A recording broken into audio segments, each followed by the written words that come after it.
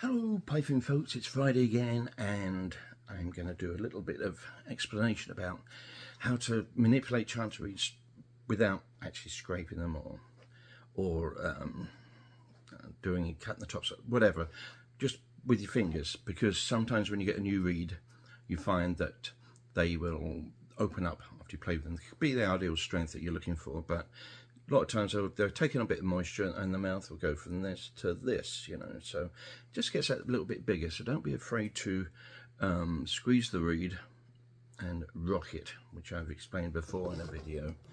But what I also want to explain is the fact that you can, if you do squeeze it too far, you can squeeze it back the other way. It's very malleable. Don't forget, when we make reeds that they're soaked and they're all over the place, and then you squeeze them and, you know. So I've got this one here, which is, I think I sneezed and tore a muscle in my chest, so I'm going to take it very easy today, so it's going to be quite short.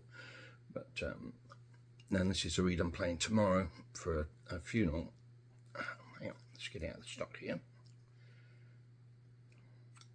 Now this is very, very easy. You can see there. I'll just press on the screen here, and I should be able to zoom in on it. There we are. Pretty good mouth size. Right, this is it as it is. Nice and easy, bright. I'm just going to give it a wee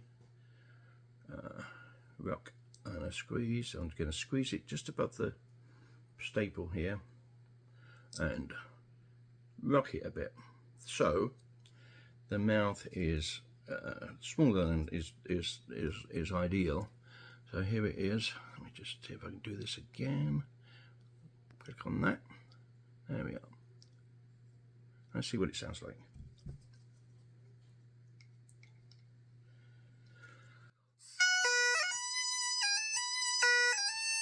So that high G is going really sharp and it's really thin. It doesn't have the character it had before. So I'm just going to take the reed and squeeze it from the two sides here. Let's see if we can get focus on that one again. There we go. So I'm going to squeeze it, and see how that's opening up there.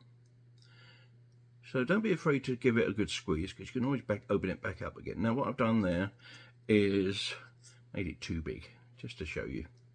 Alright, now I'm going to have a little listen to this. Now this is going to make the sound quite different. It's going to be much lower pitch, and some of the notes are probably going to be horrendous, but here we go. Very flat high G now, and so you can see that the mouth size actually can affect the high G as well. So let's get it back to where it was. So here we are again. Click on that.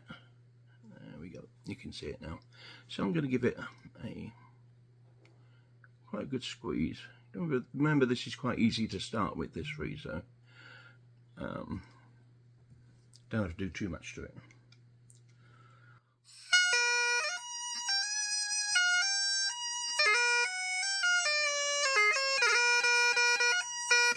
So that's really nice. It's nice and easy. It's something I can play tomorrow, even with a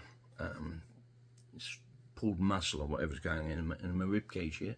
So you can manipulate reeds in many different ways. So that's just one way of doing it. When you get a new reed, you like the sound of it, but a little bit too hard, so just give it a squeeze and a rock. And if you, like I said, if you go too far, give it a squeeze the other way. It's very straightforward. Okay, well that's it for this week, and I hope to see you next week. All the very best.